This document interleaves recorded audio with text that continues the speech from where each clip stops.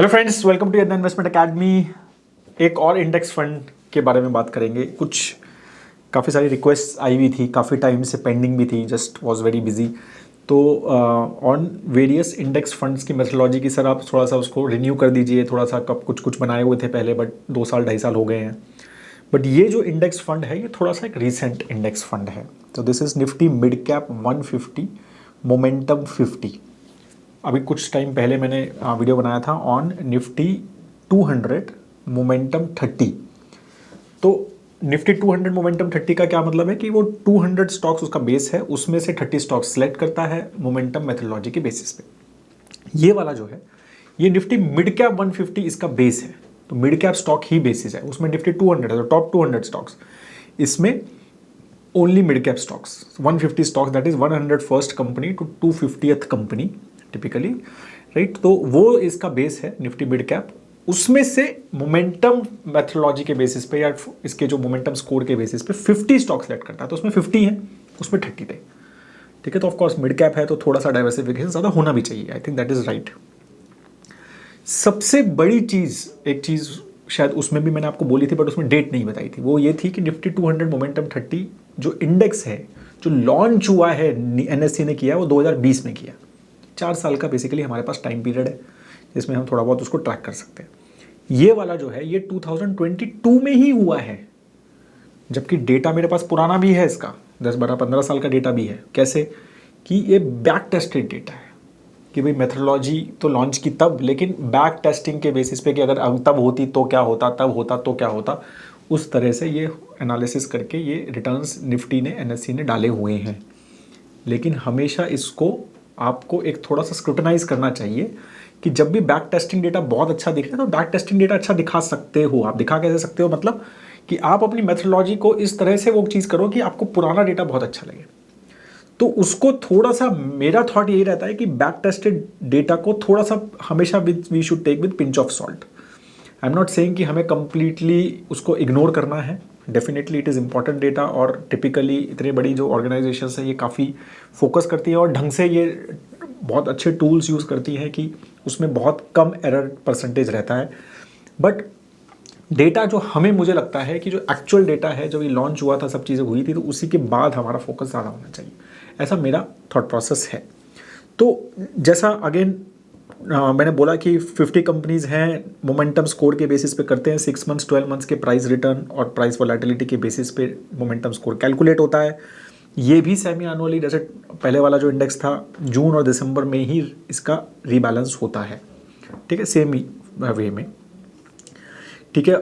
Minimum 1 year की history होनी चाहिए इसमें, निफ्टी 150 का पार्ट होना चाहिए, 50 कंपनी रहती हैं, राइट। और क्या कहते हैं, अगर नॉन एफ स्टॉक्स जो हैं वो नहीं हैं एलिजिबल। उसके बाद स्टॉक्स जो move out 150 mid cap, sorry Nifty mid cap 150 से जो चला जाता है बाहर, वो ऑटोमेटिकली इससे भी बाहर चला जाएगा, क्योंकि दैट इज़ द बेस। जब पूरा एनालिसिस होता है निफ्टी 150 के बेसिस पे, मोमेंटम स्कोर के बेसिस पे, तो टॉप 25 स्टॉक जब आते हैं रीबैलेंसिंग के टाइम पे, तो वो तो 100% लेते ही लेते हैं वो, ठीक है। तो उसमें कुछ इशू नहीं है, ठीक है। उसके बाद जो है अब एग्जिस्टिंग स्टॉक्स के बेसिस पे, और अगर 75 के बियॉन्ड है कोई एग्जिस्टिंग स्टॉक जो पहले था लेकिन अब वो 75 के बाहर चला गया उसका स्कोर मोमेंटम, तो उसको निकालते भी हैं 100%, ठीक है। तो बाकी जो है based on various parameters they basically take and everything. तो बाकी 25 स्टॉक जो है वो बेस्ड ऑन एग्जिस्टिंग को थोड़ा सा वो बेनिफिट दे देते हैं कि ठीक है, नहीं निकालना अगर 75 के बियॉन्ड नहीं गया है तो, राइट। और तो ये सारी चीज़ें हमारा थॉट रहता है। उसके बाद 5%, जैसा निफ्टी 200 मोमेंटम 30 का है, 5% कैप है, 5% से ज़्यादा कोई भी स्टॉक का वेटेज नहीं होगा, राइट। और वेटेज अगेन वो मोमेंटम स्कोर के बेसिस पे उसका निकाला जाता है, और फ्री फ्लोट मार्केट कैपिटलाइजेशन के बेसिस पे ही वेटेज जो है इसका निकाला जाता है।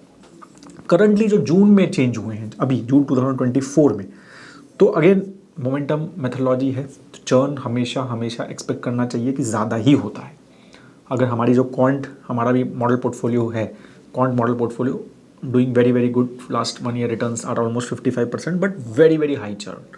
Similarly you will see all the momentum driven funds या पोर्टफोलियोज जो होते हैं वो टिपिकली चर्न ज़्यादा करते ही हैं, राइट, बिकॉज वो वो मेथोडोलॉजी ही वैसी है, वो वॉल्यूम और प्राइस ड्रिवन मेथोडोलॉजी रहती है। अभी जैसे हमने यहाँ देखोगे आप तो ऑलमोस्ट अगर यहाँ देखोगे तो ऑलमोस्ट मेरे ख्याल से 19 या 19-20 स्टॉक्स हैं जो आए और उतने ही बाहर गए, राइट। तो 50 में से 19-20 स्टॉक जो है लास्ट क्वार्टर में या मतलब जून 24 वाली रीबैलेंसिंग में वो चेंज हुए हैं। अगर यही दिसंबर में देखेंगे तो सेम चीज़ दिसंबर में भी हुई है, 20 स्टॉक्स जो हैं वहाँ पर भी चेंज हुए हैं, ठीक है। तो ये मतलब आप समझ रहे हो कि 50 में से 20 स्टॉक चले गए, 20 स्टॉक नए आए हैं, तो इतना ज़्यादा चर्न है typically every 6 months, right. Because as I said वो मेथोडोलॉजी ऐसी है, it is high churn methodology.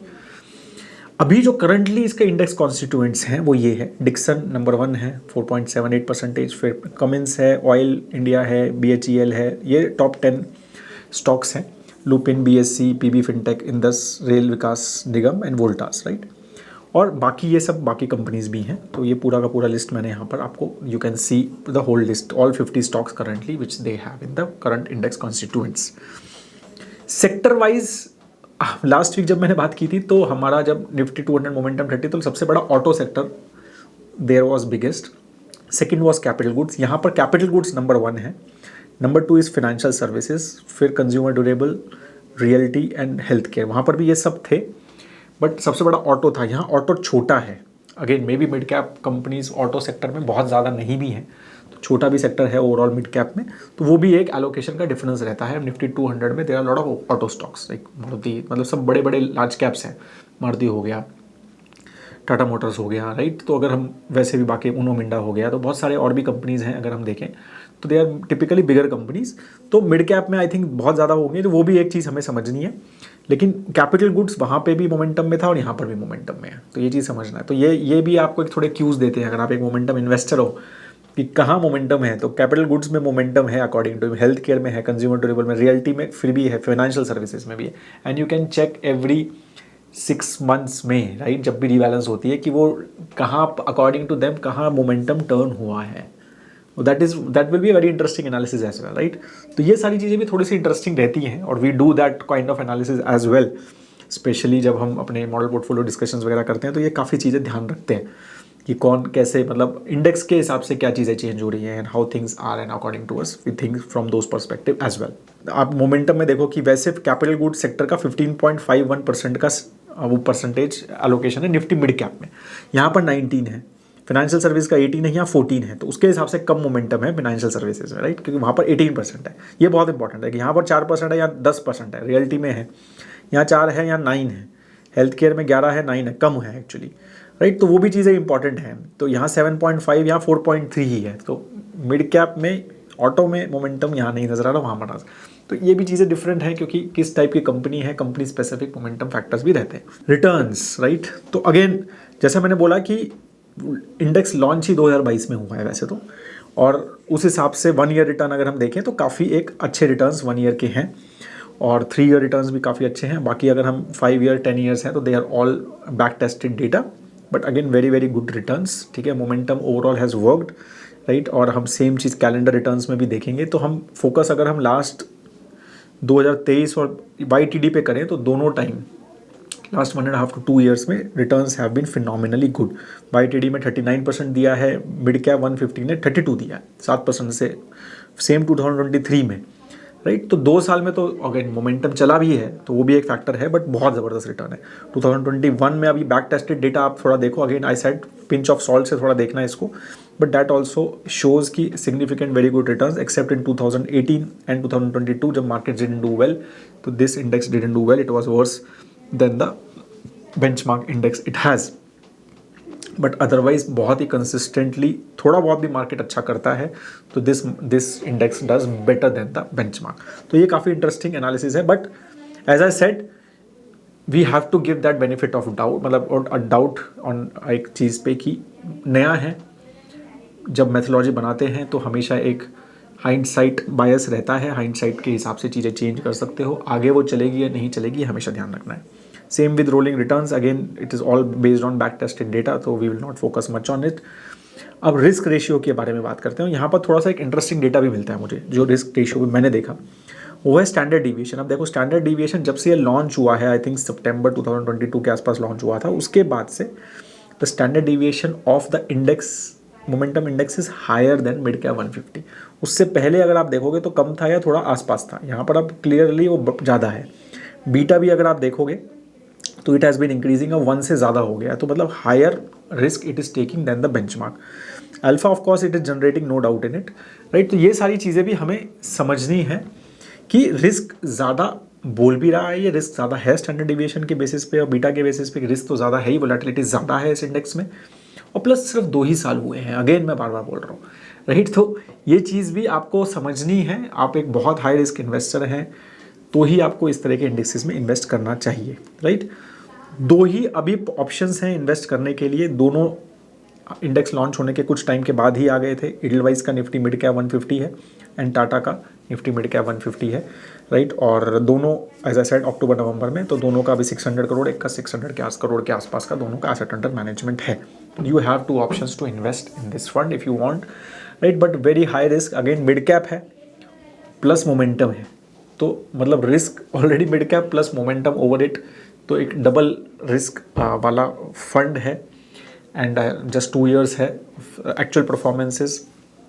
तो if you are a very very high risk investor, right, you are okay with this kind of volatilities, higher volatilities, right, और mid cap मतलब overall thought process में आपके है, 8-10 साल plus का horizon है, एक बहुत हाई रिस्क इन्वेस्टर हो, ठीक है, तो you can definitely put this fund in a short list. But personally I would still wait for 2-3 more years। I want 1 more cycle कि कैसा है, एक अच्छी साइकिल ना जाए, 1-2 साल मार्केट अच्छा ना करें, तब ये कैसा परफॉर्म करता है, right, how this methodology works, और if Nifty NSC changes some things in the methodology, तो उसके बाद कुछ काम होता है, तो वो सब चीज़ें थोड़ी सी आई वुड वांट एटलीस्ट 4-5 साल का थॉट प्रोसेस रहना चाहिए, एक साइकिल देखनी चाहिए, and according to we should take that call according to me. That is all I have on this. और भी कौन से इंडेक्स फंड्स या कोई भी फंड का आप कमेंट सेक्शन में लिखिए कि कौन सा फंड आपको मेरे से रिव्यू कराना है। एंड इफ़ यू, अगर आपके कमेंट पे सबसे ज़्यादा लाइक्स हैं तो वी विल ट्राई कि हम उस इंडेक्स पे या उस फंड पे, चाहे वो नॉर्मल फंड भी हो या कोई कंपैरिजन हो, तो जो भी आपके सजेशंस हैं तो प्लीज़ वहाँ पर कमेंट सेक्शन में लिखिए। एज अ सेड, जिसके ऊपर भी सबसे ज़्यादा लाइक होंगे we will try to make a detail video on that as well. Have a great time ahead दोस्तों, जय हिंद।